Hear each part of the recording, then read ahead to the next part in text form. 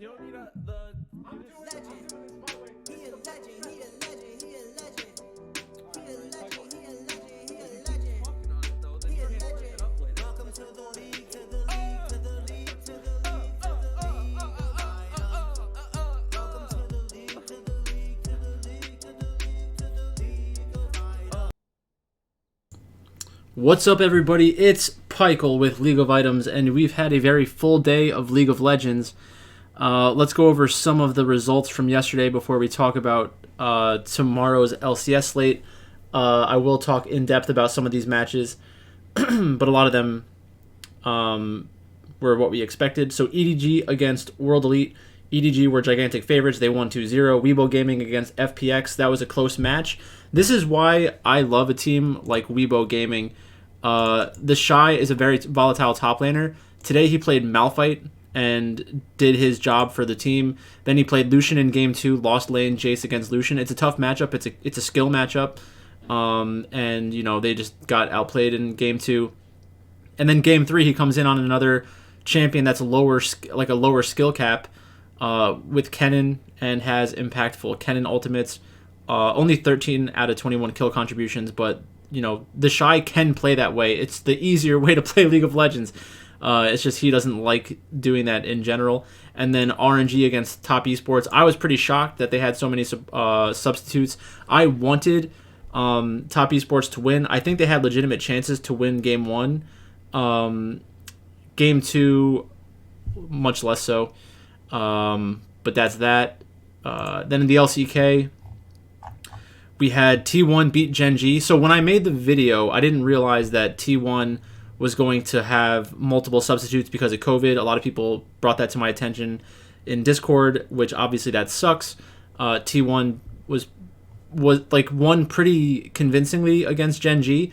However, I would say like the fact that these were substitutes and the first game was very close is a good thing, I think, for Gen G.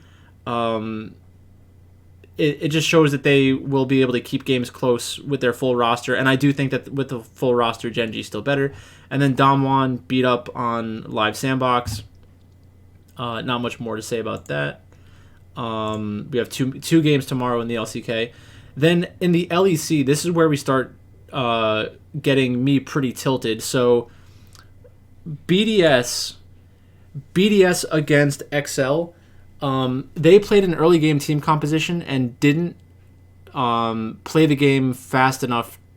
They didn't put themselves in spots where they had a realistic chance of ending the game before the enemy team outscaled them. That is a very bad sign for a team like BDS, where if they don't learn from this game specifically, they will not. They're just not going to be good enough. This split, obviously, and then next split, it's a big. It's not a difficult thing to understand. I just don't know why a lot of these teams don't play more aggressive from a losing position. If you lose 50-5 or 6-5, it doesn't matter. You lose. So just make the plays that give you a chance to come back in the game, or just draft better. I mean, I think at this point, I don't know what Jin's win rate is, but it should be 0. And it's not, because there are a lot of bad teams out there. SK Gaming against Mad Lions, a.k.a. the Sad Lions, a.k.a. Elyoya is the best jungler in the world, a.k.a. Elyoya is not the best jungler in the world. They had an advantage in this game, but they weren't able to convert the lead. This wasn't a huge issue from a drafting perspective, meaning like Mad didn't lose this because of the draft.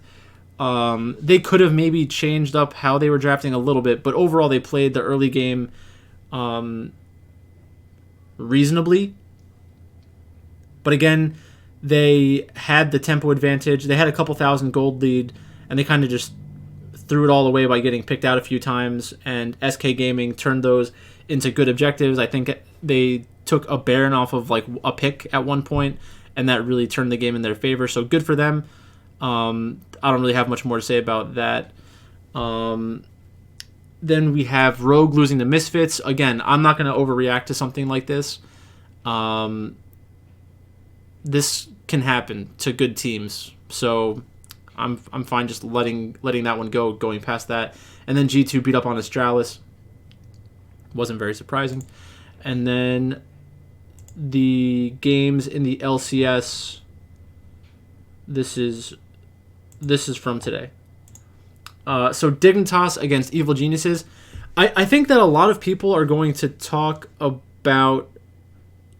It was a weird game for a couple reasons. I do think that Dignitas played incorrectly by not forcing their advantage more, but I think that the casters and the analyst desk kind of overstated like Evil Genius's ability to win at specific points in the game. Like the fact that Biofrost got blown up by Corky Rockets, like it's funny and you don't really expect it to happen. Like you kind of do expect it to happen, but you don't expect it to happen in every game that there's a Corky.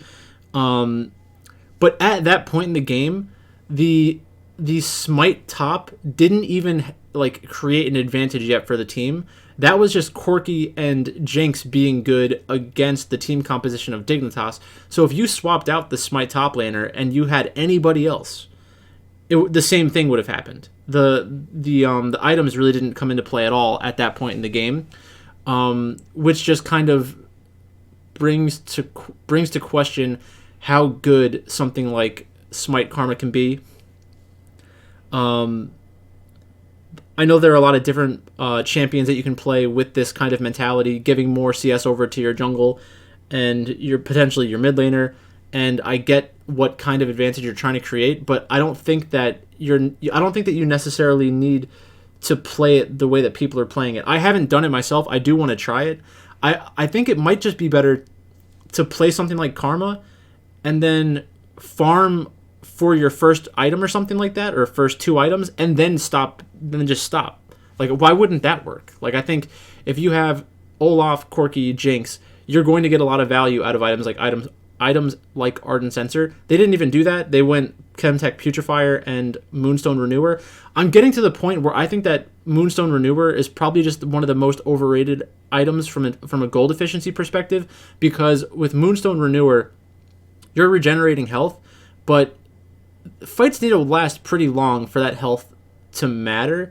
The shielding, and the effective health that the shields give you is pretty important. I'm not sure it's the best item. I think that they're onto something, and everybody's onto something, that, like, you know, by building these cheaper items first and then buffing up multiple teammates, I do think that's the right concept. I just don't think that it's being practiced the right way, or it's being put into practice the right way.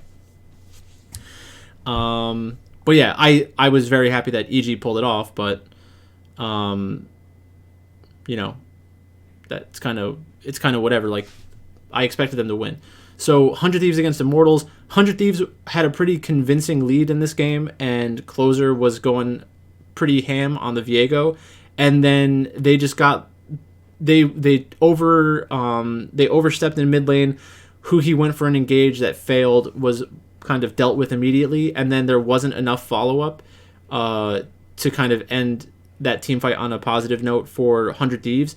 So then Immortals basically played like the bend don't break disengage team composition with like Xin Zhao can disengage, Syndra can disengage, Tahm Kench can eat the Jinx and then spit her out. And it was pretty bizarre, because when you look at this team composition, you don't really think to yourself, like, 100 Thieves is going to get completely outscaled. And I don't think that's really what happened here, but it's kind of what it would look like if you just looked at the scoreboard. But I think it was more of just a misplay. It was a team fight that kind of just went out of control. They got wiped and lost the game. So that's kind of sad. Then Team Liquid against C9. This is exactly what I said to do for Team Liquid. Well, it's not exactly.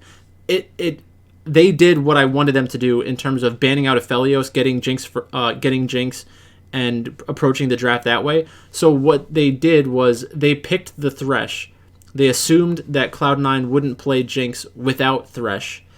Cloud9 locked in Jhin, and this is what we're talking about. Like, them locking in Jhin makes it less likely for them to play the Enchanter style, and then you're taking away a lot of the potential carrying ability of a player like Berserker by putting him onto Jhin. I think that was a huge mistake, and they had good chances to win this match because they played some of the macro really well, but they also played some of the team fights very poorly.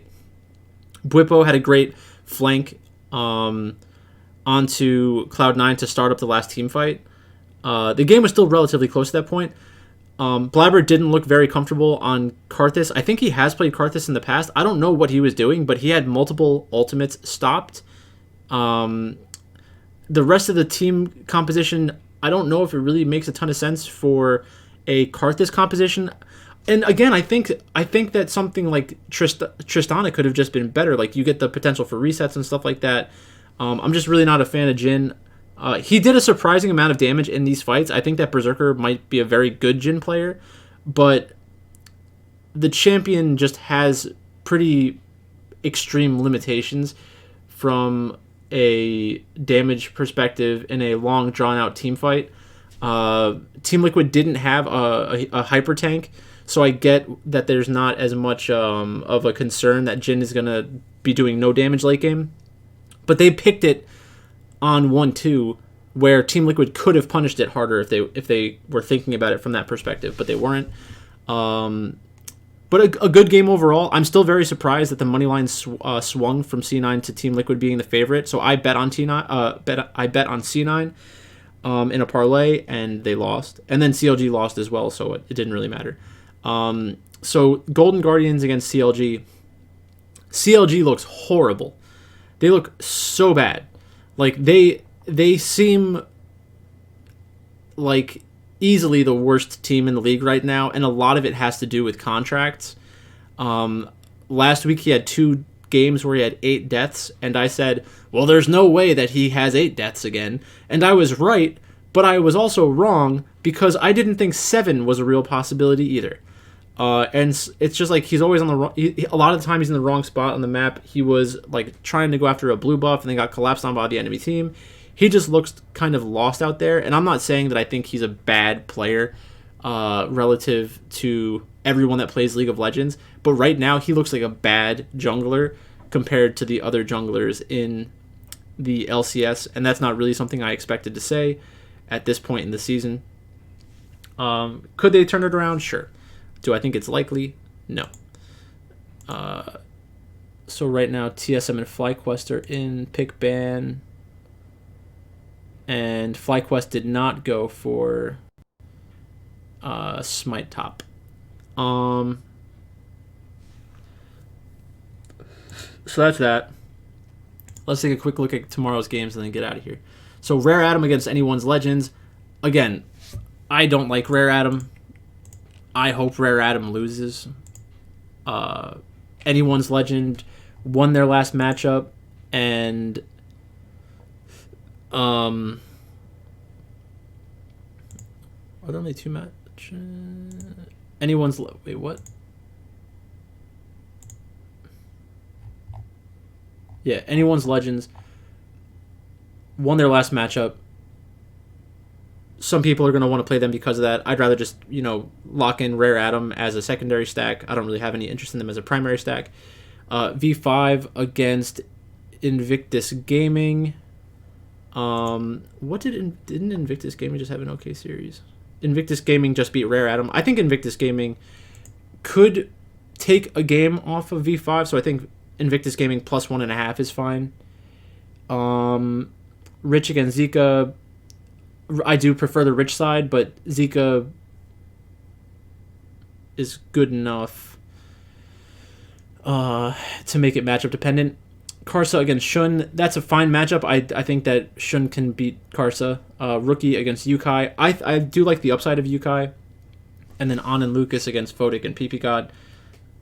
I don't know. I do like V5 more as a team overall, but at plus 318, I prefer I don't think there's enough value on V5 at minus 455. I would prefer plus 1.5 maps. Then we have BLG against LNG. We have Doggo again. Uzi's not playing.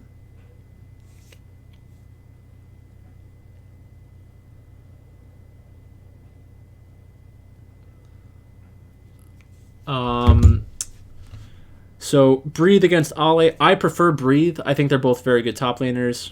Wei against Tarzan. I prefer Tarzan. Doinb against Fofo. I prefer Doinb. Light and Lumao against Doggo and Crisp. I think I prefer Doggo and Crisp. It is a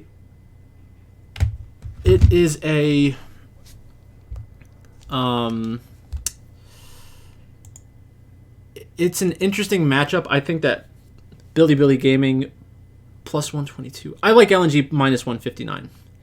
I do prefer that side if I was going to bet on it outright. This should be a very good matchup to watch for future implications. It's the kind of game where like I might not even get any money on it at all because I just don't really care enough about like one of the teams, and I'd rather just watch it and be able to appreciate the game itself.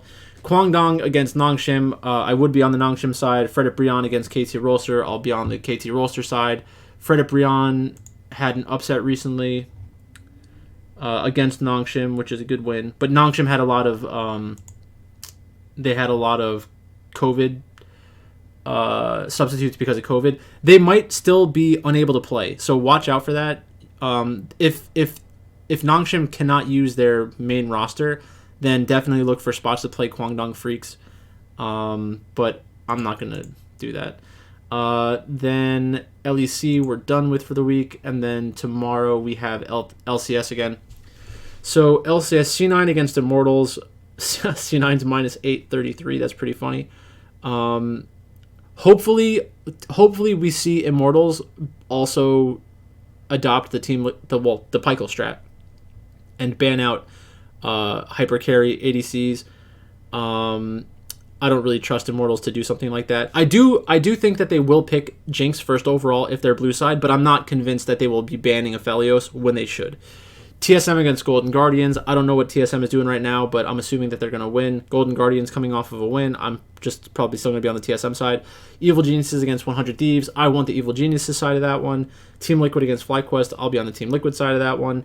And then Dignitas against CLG. I really want to pick CLG. I want to be early on that because I think that the line could move further. Well, I don't want to be early on the line. I want to be early on betting on CLG. So look closer to game time for a better CLG line.